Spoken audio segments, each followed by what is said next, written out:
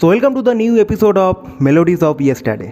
এই সিরিজে আমরা সেই গানগুলোকেই আবার নতুন করে শুনি যেই গানগুলোর সাথে আমাদের প্রত্যেকেরই ছোটোবেলায় জড়িয়ে রয়েছে, বেসিক্যালি যে গানগুলো শুনে আমরা প্রত্যেকে বড় হয়েছি। তো এই সিরিজের প্রথম এপিসোডে আমরা যে গানটা কভার করেছিলাম সেটার নাম হচ্ছে ও মাই লাভ ফ্রম দ্য মুভি অমানুষ। গানটা গেয়েছিল কুনাল গাঞ্জাওয়ালা, শ্রেয়া ঘোষাল, কম্পোজিশন ছিল জিৎ গাঙ্গুলির। তো এপিসোড 1-এ সেই গানটাকে নিয়ে ইন ডিটেলে কথা বলা হয়েছে। তোমরা যদি সেই ভিডিওটা না দেখে থাকো আমি অবশ্যই বলবো সেটা গিয়ে চেক আউট করো। আমি এপিসোড 1-এর লিঙ্কটা ডিসক্রিপশানে দিয়ে রাখবো, তোমরা সেখান থেকে গিয়ে চেক আউট করতে পারো। তোমাদের মতামত অবশ্যই কমেন্ট করে জানিও। আর এখন এপিসোড 2-তে আমরা যে গানটা শুনবো সেটা বাংলা সিনেমার one of the biggest hit song. গানটা কম্পোজ করেছিল ইন্দ্রদীপ দাশগুপ্ত, গানটার লিরিক্স ছিল প্রসেনের, আর গানটা গেয়েছিল হচ্ছে one and only Arijit Singh. In fact এই গানটার মধ্যে দিয়ে কিন্তু অরিজিৎ সিং টলিউডে ডেবিউ করে। আশা করি এতক্ষণে সবাই বুঝে গেছো আমি কোন গানটার কথা বলছি। তো চলো আর বেশি দেরি করবো না, শুনে নেওয়া যাক বোঝে না সে বোঝে না, title track from the movie বোঝে না সে বোঝে না। সো এই গানটাতে 156 মিলিয়ন ভিউজ রয়েছে। বাপ রে বাপ, চলো শুনে নেওয়া যাক।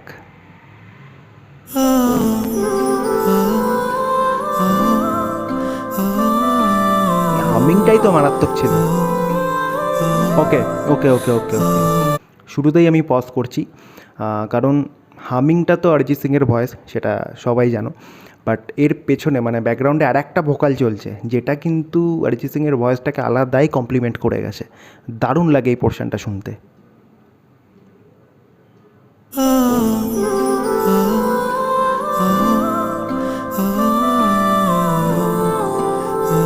খুব সুন্দর সিঙ্ক করেছিল।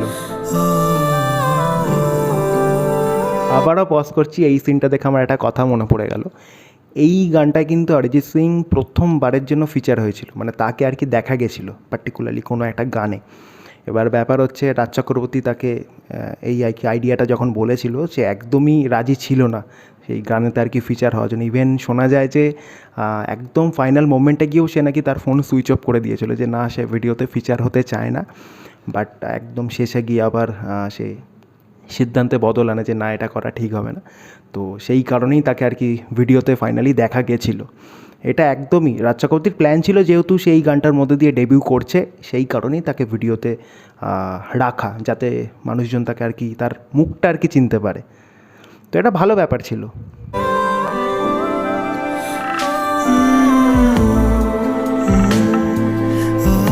ফ্রেমিং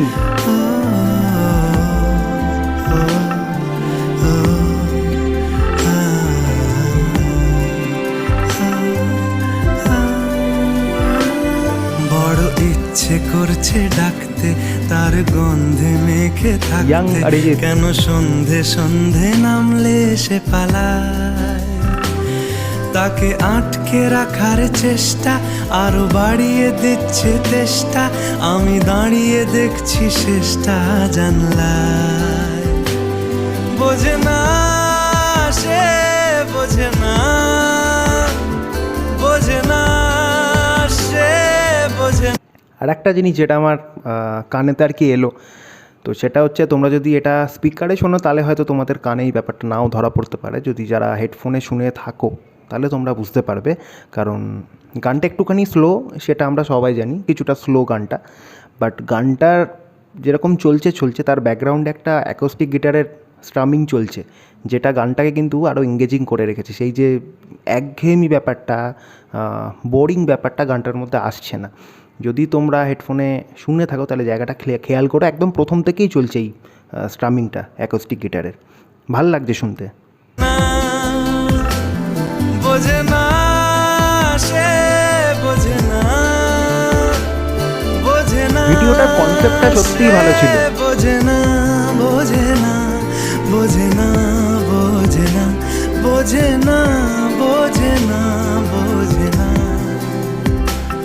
পায়ে স্বপ্ন স্বপ্ন লগ্নে তার অন্য অন্য ডাক নাম, তাকে নিত্য নতুন যত্নে কে সাজায়। সব স্বপ্ন সত্যি হয় কার, তবু দেখতে দেখতে কাটছি আর হাঁটছি যেদিকে আমার দু চোখ যায়।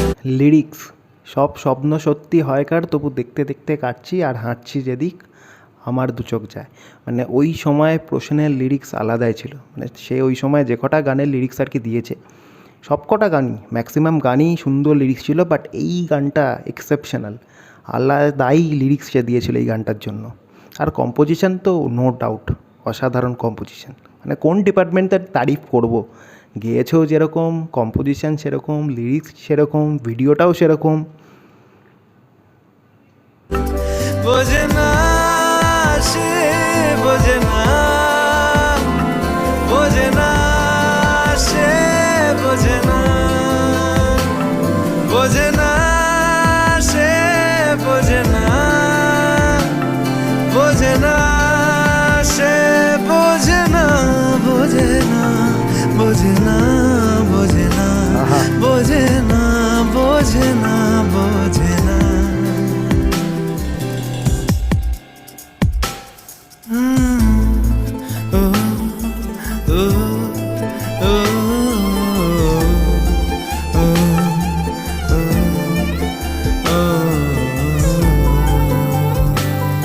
এখনো কিন্তু চলছে পেছনে গিটার।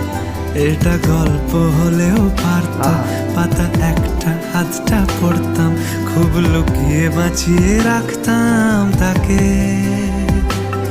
জানি আবার আসবে কালকে, নিয়ে পালকি পালকি ভাবনা, ফের চলে যাবে করে একলা আমাকে। বোঝে না সে, বোঝে না, বোঝে না সে, বোঝে না, বোঝে না সে, বোঝে না, বোঝে না সে, বোঝে না, বোঝে না, বোঝে না, বোঝে না, বোঝে না, বোঝে না, বোঝে না।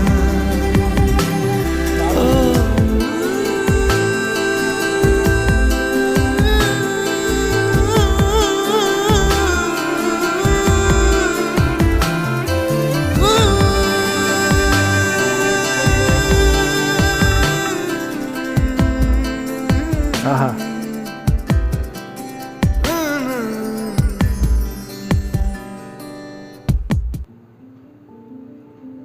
দারুণ। জাস্ট এক্ষুনি রিয়েলাইজ করলাম এটা 14 বছর আগেকার গান, গানটা 14 বছর হয়ে গেছে, মানে তাও এখনও কতটা সুন্দর সাউন্ড করছে। মানে এটাই অবাক লাগে 14 বছর আগে বাংলা সিনেমার মিউজিক কতটা অ্যাডভান্স ছিল, বাট এখন যেখানে আরও আমাদের এগিয়ে যাওয়ার কথা ছিল, বাট এখন আমরা কোথায় পড়ে আছি। এখন রিসেন্ট টাইমে কোনো যদি গান আসে, কোনো সিনেমার গান আসে, পার্টিকুলারলি আমি অনেককে দেখেছি কমেন্টে লিখতে যে 2 ঘন্টার মধ্যে 1 লাখ কমপ্লিট করতে হবে, 1 লাখ ভিউজ কমপ্লিট করতে হবে, বা 4 ঘন্টার মধ্যে 2 লাখ ভিউজ কমপ্লিট করতে হবে। মানে লোককে ডেকে ডেকে এনে ভিউজ বাড়ানোর কম্পিটিশান চলছে এখন একটা গানে, রিসেন্ট টাইমের কথা বলছি। বাট এই সময় কাউকে বলতে হতো যে এসে ভাই ভিউজ বাড়িয়ে দিয়ে, তখন তো ইউটিউবই ছিল না ওই টাইমে। স্টিল গানটায় 156 মিলিয়ন ভিউজ, কাউকে ডেকে ডেকে বলতে হয়নি যে ভাই একটা গান এসছে, নতুন একটা সিঙ্গার গেয়েছে শুনে যাও, কাউকে বলতে হয়নি। ভালো গান ছিল, লোকে এমনিই শুনেছে, আজও লোকে শুনছে। ভিডিওটা যদি এখন আমি কমেন্ট চেক করি না, এখনও 2026 এসেও দেখা যাবে যে লোকে গানটা শুনছে, তারা কমেন্ট করে যাচ্ছে, যেরকম গান আর বাংলা ইন্ডাস্ট্রিতে হচ্ছে না। যাই হোক, কী আর করা যাবে। তবে নিঃসন্দেহে এটা একটা দারুণ গান ছিল বাংলা সিনেমার। ওই সময় বাংলা সিনেমার যত হিট গান আছে তার মধ্যে one of the biggest hit ছিল এই গানটা। আর তার মধ্যে আমরা ওই সময় বেসিক্যালি সোনু নিগম, শান, জিৎ গাঙ্গুলি, জুবিন গার্গ, কুণাল গাঞ্জওয়ালা, এদের ভয়েস আর কি শুনে অভ্যস্ত ছিলাম। মোটামুটি বাংলা সিনেমায় এই ভয়েসগুলো খুবই পরিচিত ছিল। সেই জায়গা দাঁড়িয়ে এরকম একটা ভয়েস হঠাৎ করে উঠে আসে, আর সেই ভয়েসটার রাতারাতি সবাই ফ্যান হয়ে যাওয়া, সেটার মধ্যে একটা আলাদাই ব্যাপার ছিল, আলাদাই ক্রিয়েট করেছিল তখন এই গানটা।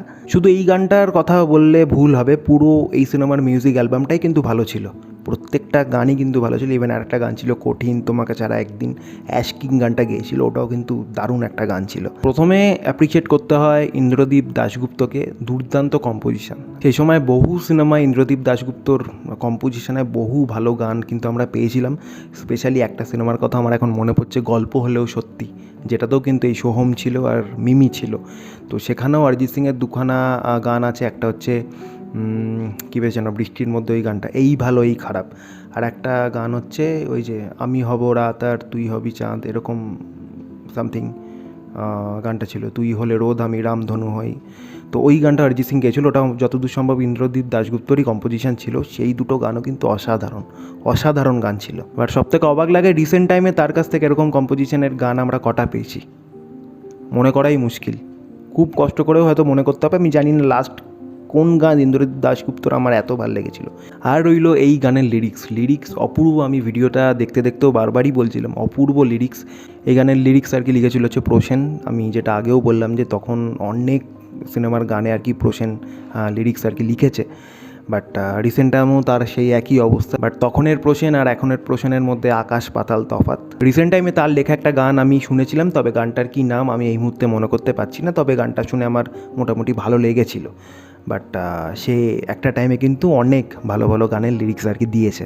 আর রইল অরিজিৎ সিংয়ের কথা। অরিজিৎ সিং এই গানটার মধ্যে দিয়ে আর কি বলে দিয়েছিল যে এবার নতুন কেউ আসছে মিউজিক ইন্ডাস্ট্রিতে।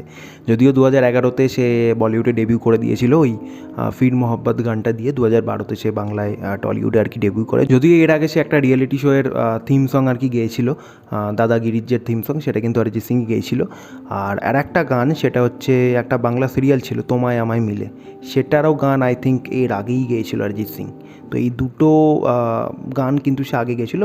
বাট বাংলা সিনেমার গান হিসাবে এটাই কিন্তু তার প্রথম গাওয়া গান। আর প্রথম গানই কিন্তু একদম ফাটাফাটি। তো এরপরেও বেশ কিছু গান আছে অরিজিৎ সিংকে দিয়ে গানও হয়েছিল, সেই গানগুলো আমি এক এক করে কভার করার চেষ্টা করব। বাট হ্যাঁ, বাংলা ইন্ডাস্ট্রি মানে বাংলা ফিল্ম ইন্ডাস্ট্রি বলি বা বাংলা মিউজিক ইন্ডাস্ট্রি বলি, অরিজিৎ সিংকে ঠিকমতো ইউটিলাইজই করতে পারলো না। মানে আমাদের কাছে একটা হিরে থাকা সত্ত্বেও আমরা সেটাকে ঠিকমতো কাজে লাগাতে পারিনি, যেটা বলিউড কিছুটা হলেও করেছে। বাট বলিউড যেটা করেছে, বলিউড একঘেয়েমি করে ফেলেছিল, যার জন্যই শেষমেশ সে আর কি এই ডিসিশন নিল, প্লেব্যাক সিঙ্গিং থেকে কুইট করলো। বাট আমরা কিন্তু বলিউড যেটা করেছে ইভেন সেটাও আমরা করতে পারিনি। বাট বাংলার ছেলে হয়েও তাকে আমরা বাংলা মিউজিক ইন্ডাস্ট্রি বা বাংলা ফিল্ম ইন্ডাস্ট্রিতে আমরা তাকে সেভাবে কিন্তু ইউটিলাইজ করতে পারিনি। এটা একটা খুব মানে কি বলবো আফসোসের জায়গা। তবে যাই হোক, এটা কিন্তু একটা আমাদের টলিউডের একটা এভারগ্রিন গান। মানে এই গানটাকে রিপ্লেস করা আমি জানি না ভবিষ্যতে কখনো সম্ভব হবে কি না।